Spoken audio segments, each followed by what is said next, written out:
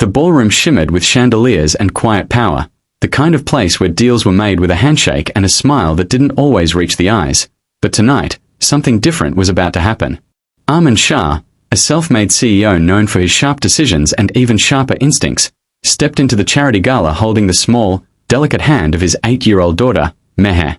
Dressed in a simple navy dress, Meher looked around with wide eyes, taking in the golden lights and the hum of laughter she couldn't hear. Since the accident 2 years ago, the world had become silent for her, and with that silence came a distance Arman had never quite learned to cross.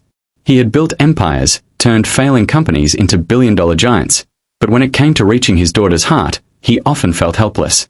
Still, he tried. Tonight was his attempt again. Maybe she'll like it, he had told himself, hoping the lively atmosphere might spark something in her.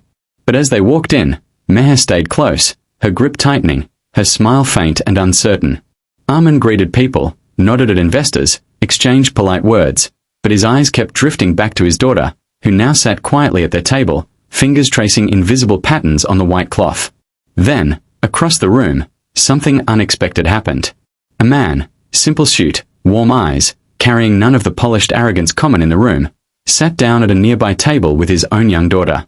The girl laughed silently, her hands moving quickly, gracefully. And then Meher noticed. Her eyes lifted, curiosity flickering for the first time that evening. The man was signing to his daughter. Not just basic gestures, but fluent, expressive sign language, filled with emotion and rhythm. His daughter responded, giggling, her face lighting up as if she were hearing the most wonderful story in the world. Meher froze, watching closely. Arman noticed too. He had tried learning sign language, but his busy life always interrupted the effort. He knew a few basics, enough to say "I love you," "Are you okay?" but never enough to truly talk. And now, watching that man communicate so effortlessly, it hit him deeply. Before he could react, Meher slowly stood up. She hesitated, then walked toward the man and his daughter. Arman's heart skipped. He followed a few steps behind, unsure what would happen. The man noticed Meher approaching and paused, offering a gentle smile.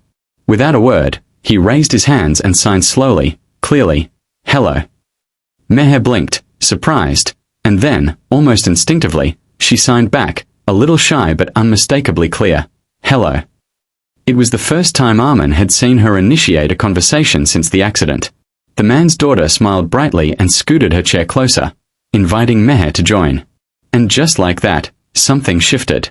The three of them began signing, slowly at first, then more comfortably. The man adjusted his pace, making sure Meher could follow, encouraging her, praising her with expressions that needed no sound. Within minutes, Meher's face changed. The hesitation melted. Her eyes sparkled. She laughed, silent, but full of life. Arman stood there, overwhelmed, watching a part of his daughter come alive that he hadn't seen in years. It wasn't just communication, it was connection. Real, effortless, beautiful connection. Gathering himself, Arman stepped forward and introduced himself. The man nodded politely, then signed while speaking softly, "I'm Zaid. This is my daughter, Hanya." Arman smiled, grateful beyond words. "Thank you," he said quietly, his voice thick with emotion. Zaid shook his head. "No need. Kids just need someone who understands their language." That sentence stayed with Arman. Not just spoken language, but emotional language, patience, presence. The rest of the evening changed completely. Meher didn't sit alone anymore. She sat with Hanya, learning new signs, sharing small stories through gestures and expressions. Zaid occasionally guided them, his calm presence making everything feel natural. Arman, instead of networking, sat close and watched, learning, absorbing, realizing how much he had been missing. Not because he didn't care, but because he hadn't slowed down enough to truly try. At one point, Meher turned to her father and signed something new. Arman struggled for a second, then Zaid gently helped translate. She said, "I'm happy today." Arman felt something break inside him, in the best way. He knelt beside her, his hands slightly shaky as he signed back, slowly, imperfectly, "I am happy too." Meher smiled wider than he had seen in years. That night didn't end with applause or business deals. It ended with a quiet promise. As the guests began to leave, Arman approached Zaid once more. "You changed something tonight," he said honestly. Zaid smiled. "No. She just needed a door. You'll be the one to keep it open. Armin nodded. And he meant it. From that night on, things were different. He adjusted his schedule, made time to properly learn sign language, sat with Meher every day, not as a CEO managing time, but as a father rebuilding a bond. Progress was slow, sometimes frustrating, but real. And every small conversation became a victory. Months later, at another event, Meher stood beside her father confidently, signing fluently, her laughter returning more often than ever. Armin looked at her, not with guilt anymore, but with pride.